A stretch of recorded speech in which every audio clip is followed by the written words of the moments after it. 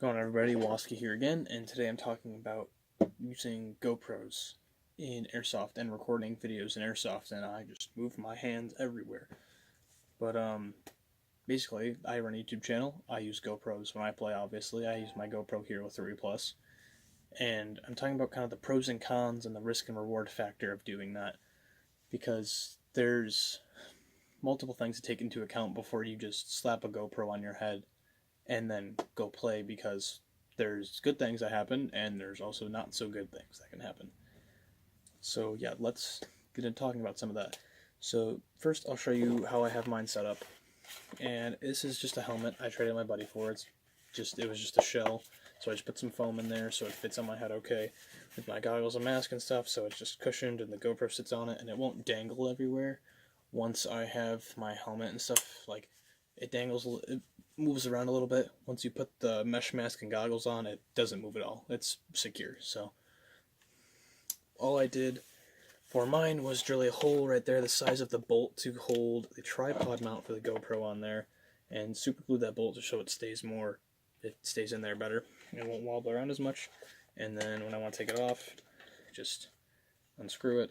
But I just keep the mount on and then just put the GoPro on there whenever I need to put it on. And this is better than my old mount, my old helmet, because one, you won't see the green part there, and it'll be a better angle. It's more on my forehead, and this was a helmet I got for basically free. So I just drilled a hole in it because I don't have a brain exploder mount, and I wouldn't bother because this helmet isn't really worth doing it to. So I just drilled the hole and took 5 minutes to do it, and it was good to go. So that's how I'm going to start running my GoPro mount now, starting in future gameplay videos.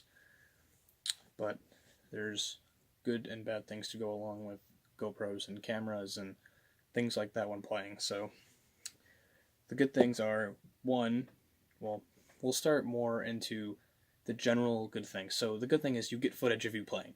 If you have your GoPro mount and everything on properly and nothing goes wrong, you get the footage of you playing.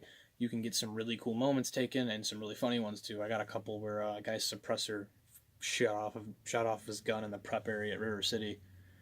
In one of my Airsoft bullshittery videos, I think it was 2 or 3, I think it was 2, and the guy's suppressor just popped right off of his gun, and I was recording my GoPro. It was like perfect moment to be recording, so there's good things there. Or if you want to run strictly like a more serious channel, you can record all the Milsim West footage and things like that. But the bad things about it are the battery. I know you can put like extra battery packs on the back of the helmets and stuff to do that, but like if your battery dies, then you have to change it, or if it's completely dead, you have to charge it with a portable charger, and if you don't have that, you're just done recording the entire time, unless you find somewhere to charge it. Another thing is your SD card, because depending on the size of SD card, you can only get so much footage. I think my 64 gig one allows me like 8 hours of footage at a time, which is more than enough for when I go to River City and play. It's more than enough, because I'm not recording every minute of time I'm playing, and then we're only there for around that long, actually. I think like we're not playing we're playing 90% of the full 8 hours, but like we stop for an hour for lunch and stuff like that. That's how River City runs their games. So I have time to actually plug in my GoPro and stuff and switch out SD cards if I have to. So if you want to record a lot, get extra batteries and a portable charger to charge those batteries while another one's in the GoPro. So if you have to change it, you just pop it out, put another one in, and then you're good to go. That's what I always do when I bring my GoPro stuff.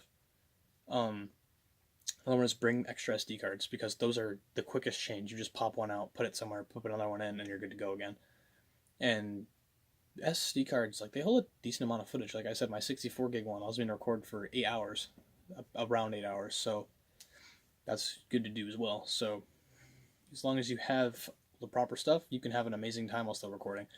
But don't just play to record. Like, I don't get how people can wear the camera on their gun, and then facing toward them, the camera facing away, and then their GoPro, and then like a shoulder cam or whatever, like all the cameras. Like, I'm good with, even if I just put a run cam on my gun and this GoPro, I'd be happy. Like, even just this, I'm happy. Like, I don't need all those super zoomed in footage, at least not right now, so I'm good with that. I'm good with just one GoPro. I don't need like 7 cameras to run and get good footage, because my definition of good footage is just funny stuff, cool stuff, and just having fun in general. or just first person recording. So those are good things to keep in mind when recording with cameras, is basically what you want to record, and don't go overboard on it with like 7 cameras. So some things to look out for with GoPros: these can break. The cases can break from getting shot. I've seen it happen. You've probably seen it happen in other videos. But these cases, if they get shot from close enough range, like point blank, the case will shatter. And if your GoPro survives, you're really lucky, or it just bounced it off, cracked the lens of the case, and then it didn't destroy the GoPro. So that's something you gotta watch out for.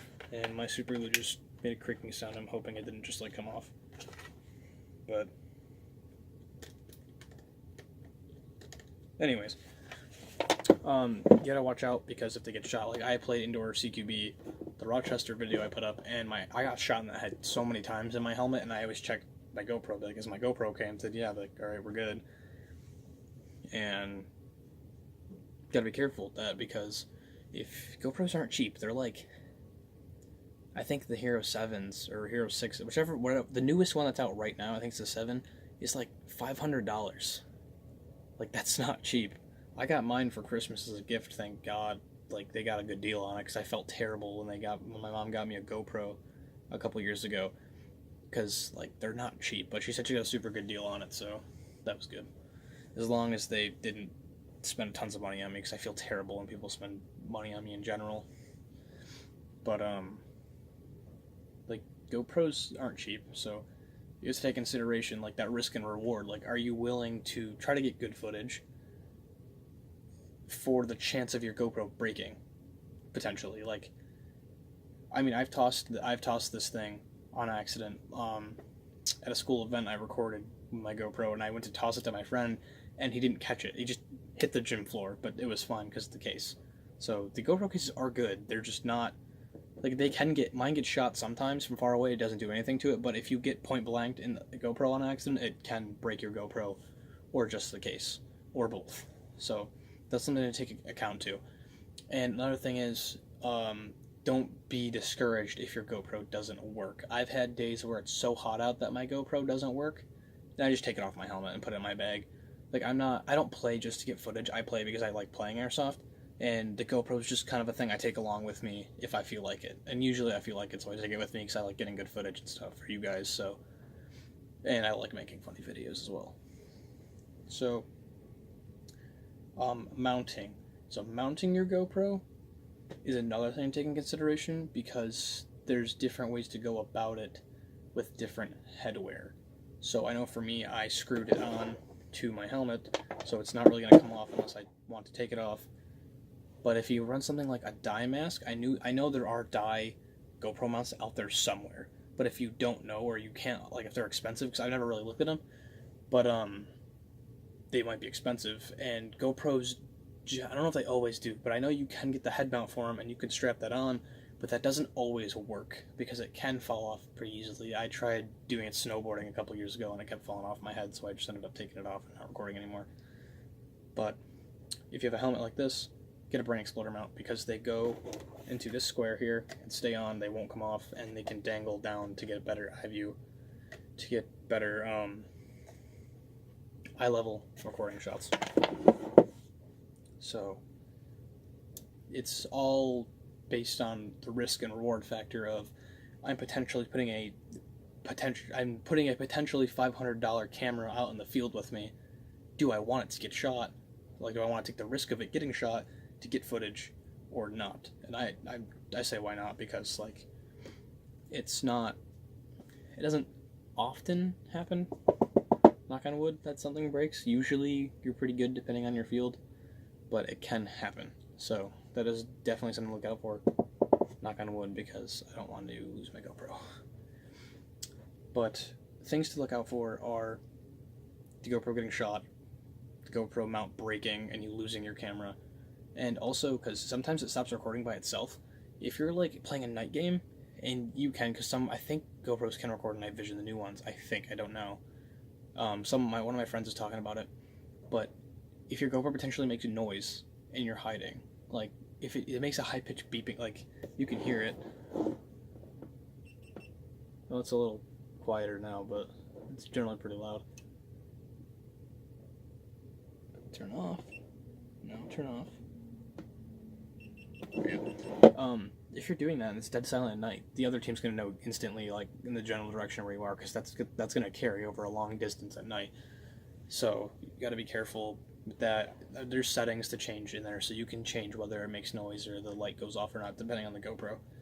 So definitely, if you're running a GoPro, be conscious that things can happen, and it probably wouldn't hurt to cut out a piece of Lexan and like tape it to here, because if this probably won't break. If it gets shot, it could crack, it might break, but here is where you really got to be careful for, because that's a little bit thinner than this plastic, because it's meant to so you can see through when you're recording.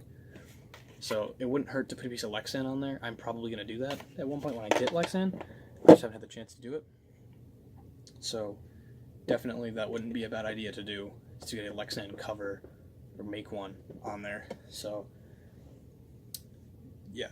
So running, if you want to be a cameraman, I know Scott Hollenbeck has a few with Airsoft. I've seen people do it on the field. My buddy Spencer has done camera work. They're DRZ Productions. I think they're part of Gun Gamers too, I believe. Do a lot of really good camera work. For their videos are very underrated for how good a quality they are. But they run like the nice high definition cameras, and those can get shot too if they don't have the proper lens protection on them.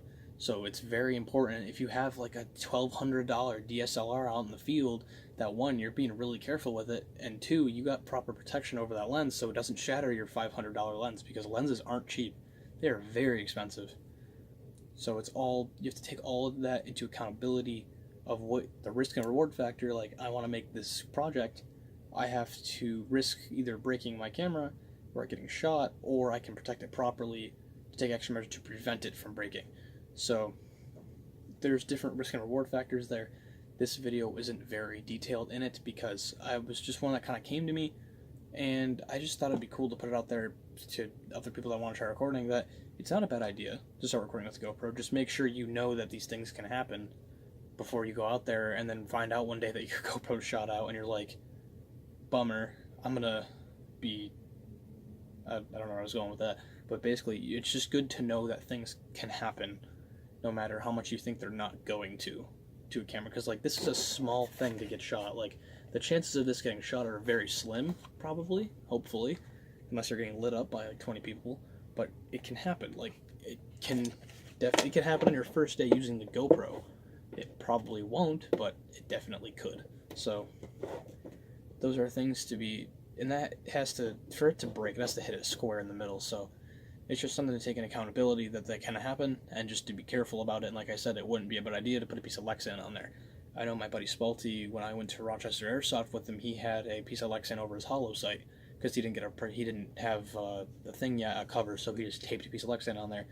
And we're in the waiting area after a couple matches. I'm like, Spalty, there's a hole in your protector, like it was shattered. And he was like, what do you mean? And he goes in there, and the sight's fine. The Lexan was destroyed, so it was a really good thing he put that on there, because that was the first time he ever put that sight on there. He just got it, and he put that Lexan on there, and it saved his sight the first day he used it from potentially shattering like a $70 sight, 50, 70, somewhere in that range sight. Like, that's cheap compared to other sights, but that's still a lot of money you're putting down on the table for that sight for the game. So that is something to be really have that mindset of, if I put money into something fragile, I want it to be protected properly. So if you buy an expensive sight, buy a sight protector. Same thing with cameras. You want to run a camera, get some sort of protection for the camera.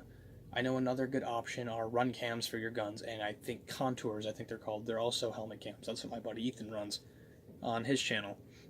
But yeah, so I think Contours have a protector on them. I don't know that for sure. I'm sure you can get one for them, but GoPros, they come in the case when you buy them, and run cams have a protective lens, I believe, you can put on there, or you can change them out, I was also told. I asked Spencer about it. There are cold water regrets. When I went to the Christmas game, I asked him about the one he had on his M249, and he said that they can get shot out, but he believes you can unscrew them and replace them. So, I'm Walski. Thanks for watching this video of the risk and reward factor of running a GoPro or other cameras in the game, and I'll be sure to talk to you God. I'll be sure to see you guys in the next one.